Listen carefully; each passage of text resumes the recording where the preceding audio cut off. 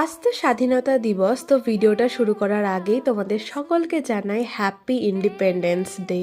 আর এই ব্লগটা হচ্ছে ঠিক তার আগের দিনের। আমার পুরনো কলেজ থেকে না আমার একটা গুরুত্বপূর্ণ ডকুমেন্ট কালেক্ট করার ছিল, তো ওটাই কালেক্ট করার জন্য আজকে আমি কলকাতায় এসেছি।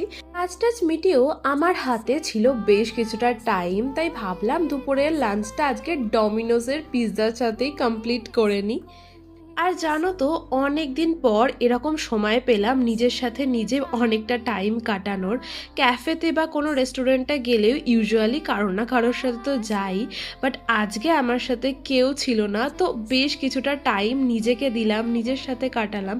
আর সবাইকে টাইম দেওয়ার মাঝে নিজের জন্য কিছুটা টাইম বের করে কাটানোটা যে কতটা গুরুত্বপূর্ণ সেটা যত বড় হচ্ছি তত বুঝতে পারছি।